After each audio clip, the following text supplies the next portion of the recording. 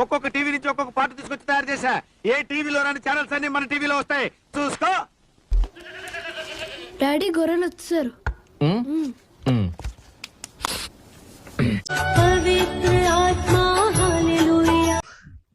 ఇదేంట్రా అయితే? అరే నీ అబ్బా,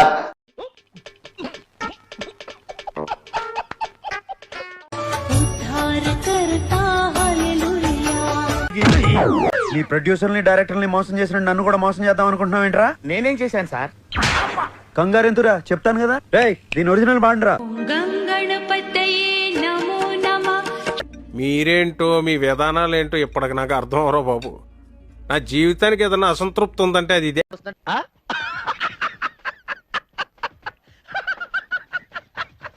మంది దశమాగాలు తీరు, మాకు అప్పులు ఉన్నాయి, మాకు బాధలు ఉన్నాయి, గడది గుడ్డు ఉంది అని చెబుతా ఉంటారు. నేను నోరు మూసుకుని దశమాగాలు తీస్తామంట.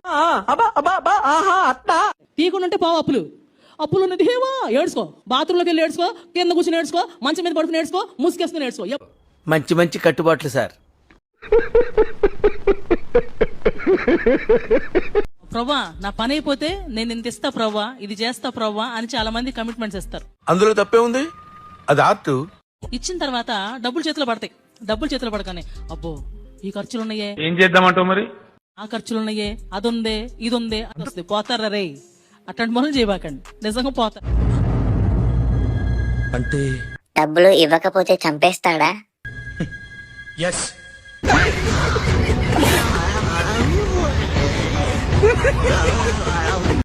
ఎందుకంటే దేవుడికి మాట ఇచ్చారు, మనుషులకి మాట ఇవ్వాల. దేవుడికి మాట ఇచ్చి అది తప్పారా మీ తిప్పలు మీరు తెచ్చుకున్నట్టే.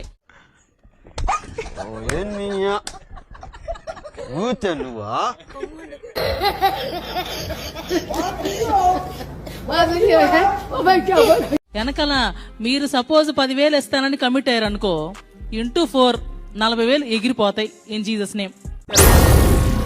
ఏం మాట్లాడుతున్నావురా? నరాలు కట్ అయిపోయింది. తర్వాత మళ్ళీ అయ్యో 40,000 పోయిన నెత్తిని కొట్టేసుకుని ఆడవలసి వస్తారు. కాబట్టి అట్లాంటి పిచ్చి పిచ్చి వేషాలు అయ్యి ఆ విషయం మాకు తెలుసులే.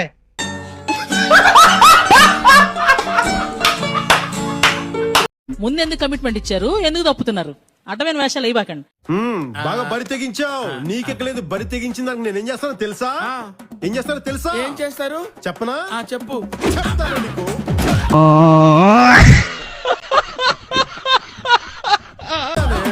కమిట్మెంట్ ఇస్తే కమిట్మెంట్ నిలబెట్టుకోవాలి, ప్రూవ్ చేసుకోవాలి. అప్పుడు ఆయన చేసుకున్నారు కదా, ఇచ్చి చూడండి ఇంకా ఎంత అద్భుతంగా ఆశీర్వదిస్తారు మీకే తెలుసు.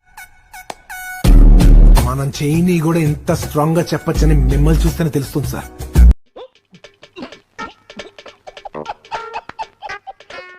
ఈవిడ గతంలో బ్యాంకు రికవరీ ఏజెంట్ గా పనిచేసిందేమో.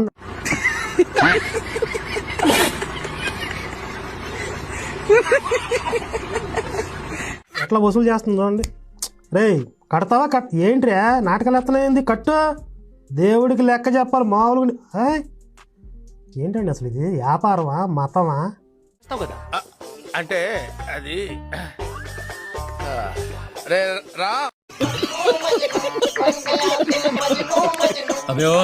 ఇప్పుడు ఆడేదో కష్టంలో ఉండి ఓ 10,000 రూపాయలు ఈ పని అయిపోతే ఓ 10,000 దేవుడికి ఇద్దాం. దేవుడు తేరా చూస్తే మళ్ళీ ఇంకో పక్క పిల్లలకో కుటుంబానికి అది అవసరం వచ్చింది.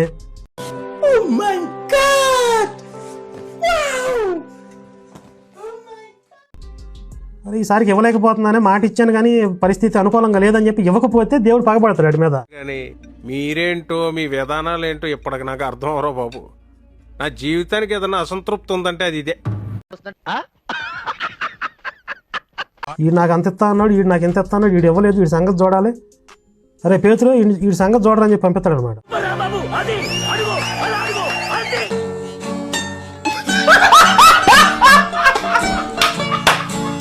దేవుడు అనే పేరుని ఎంత చండాలంగా చెయ్యాలో, ఎన్ని రకాలుగా నాశనం చేయాలో అన్ని రకాలుగా చేస్తున్నారు.